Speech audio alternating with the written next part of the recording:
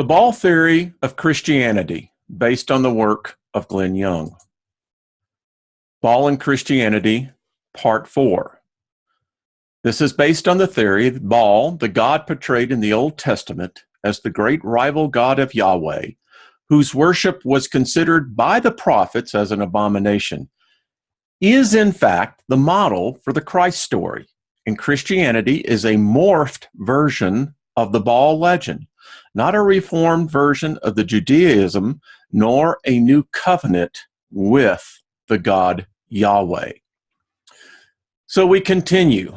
Back to the real provable timeline, the new wave of invaders. 300 years after the Sea People came a new wave of invaders to the Eastern Mediterranean. 900 to 650 BC, Assyrian and Neo-Babylonian domination of Eastern Mediterranean was the fact. Reference a history of the Near East circa 3000 to 323 BC by Marenrup. This was a great political, but not so much religious shock to the entire area.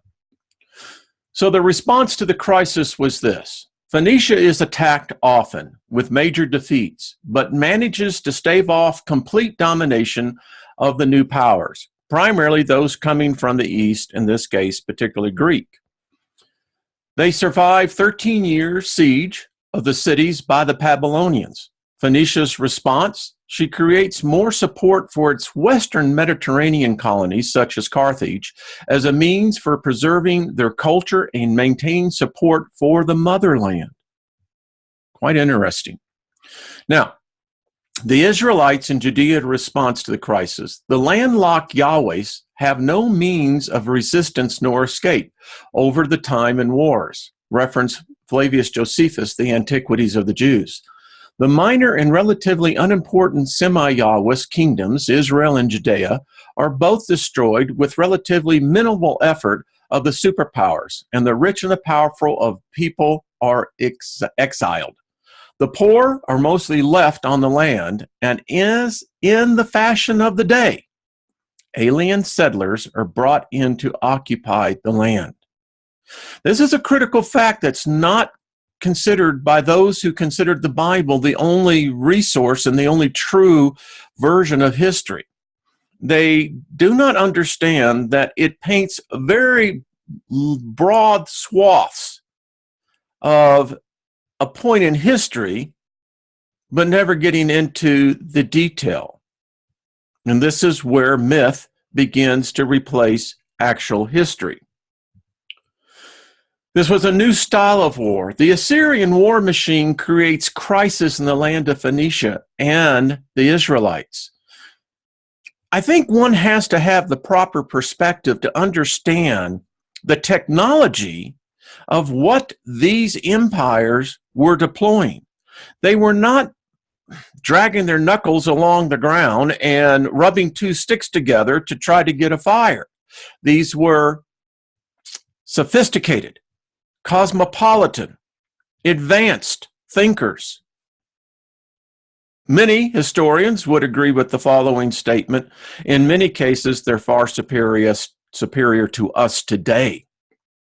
And with the new technology, the Assyrian Empire had accumulated and now was deploying against its enemies. Anyone who stood in its way fell victim to their technology. Now, the Yahweh's response to the crisis was this. And when I speak of crisis, understand a crisis is defined as when your culture is about to be obliterated. That meant your homeland, your belief systems, everything. So from 620 to 550 BC, Yahwists are in exile in Babylon. Free from kings and competitors, the minority prophet sect gains upper hand and creates a relatively new religion. Never thought about that story in Daniel, did you? Yeah.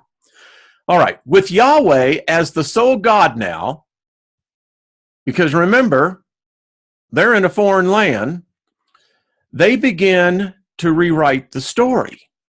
The wrath of Yahweh destroyed the kingdoms, the invaders unwillingly tools of God.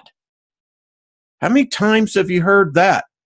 Well, yes, they died.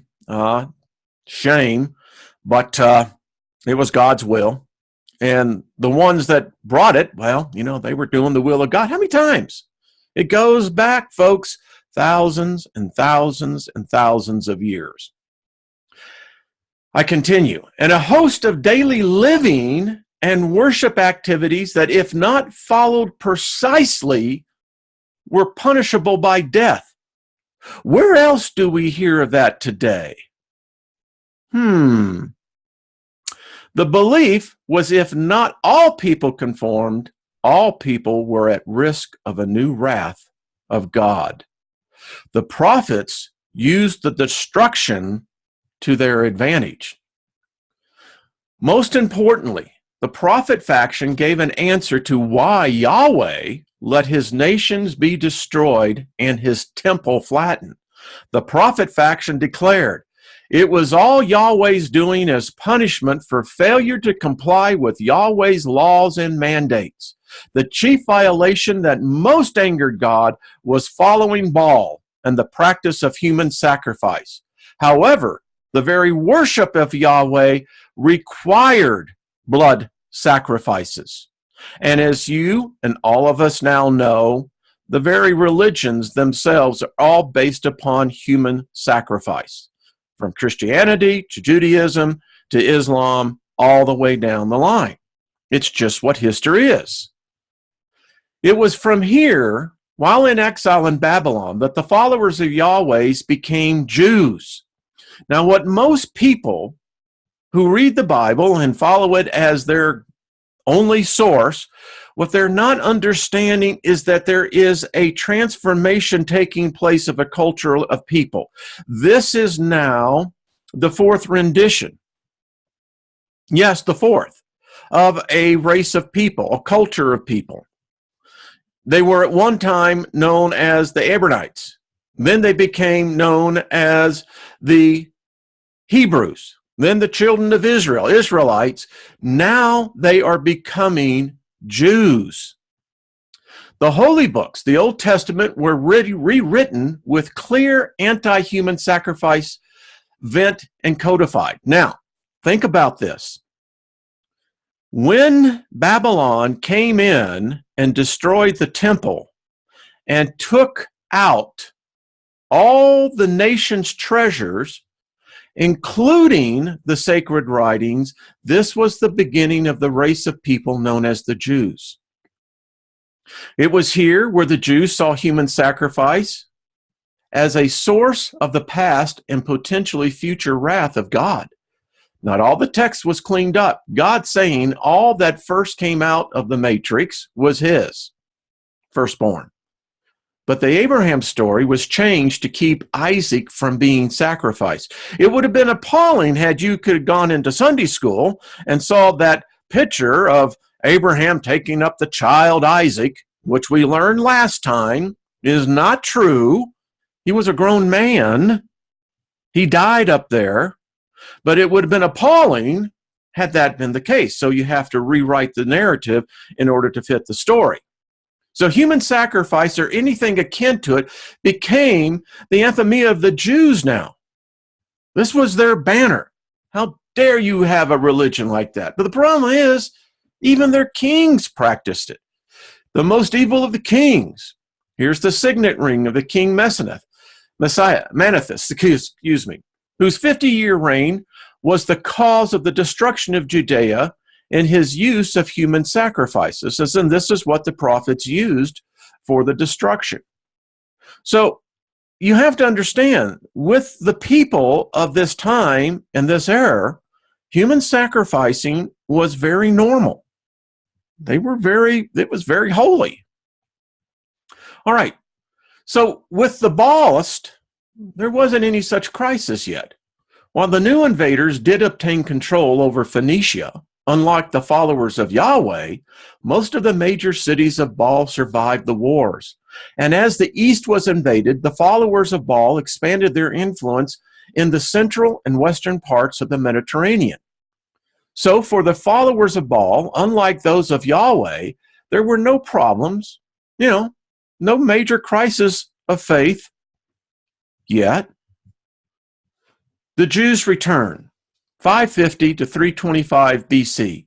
Persia dominates the eastern Mediterranean, with Phoenicia as the major ally, and the Phoenician navies playing a major role in the wars of the Greeks. Remember, the Phoenicians were the seafarers. They were the experts. I mean, it's like this. If you were needing a subcontractor to do a job, well, you'd want the best.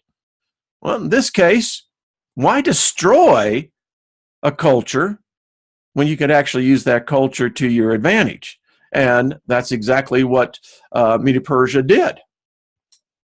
So Cyrus the Great, called the Messiah in the Hebrew Bible, allows the peoples to return and rebuild their temples, including the Judeans. Here began the beginnings of the future civil wars among the tribes. As a result of captivity, there was now 4 schisms who called themselves the true Hebrews. So, as you can see, here's where history begins to delve into the details. You've ever heard the axiom that says, the devil's in the details. Well, it's because when you start digging in here, you begin to look at the real history. Now, if you read the book of Nehemiah, Nehemiah was the wine bearer of the king of Persia. And we get the story from Nehemiah's point of view of him returning back into the area known as Judea. It's desolated. Those that did not go into captivity, folks, it only takes 2 generations to be completely changed, to be completely altered in your beliefs and the way that you see things. We're talking here hundreds of years. Yet, most try to have this seamless connection to what they read and think is history to what actually was happening on the ground, so to speak. So the major Persian influence. What can't be told in detail here is the great influence on religion that came from the Persian Empire. Why it's so hard to comprehend that when a land and its people are conquered by invaders, very seldom is there anything left of that culture. The whole concept of dualism, of heaven and hell, existence of the devil, of resurrection of all the dead, and many other new ideas which influence all the religions of the area, including the Jews, are mainly Persian in origin or redesign. As just and mild rulers, the views of the Persians were widely accepted by many people. Christian church history blocks the masses from knowing the actual historical facts. Here is what's happening, folks. And the one that really did this very well was Alexander the Great. It's called Hellenism. This is what has happened. It's happened to every culture, every religion, every belief system. There's so much imported from Persia and so much forgotten.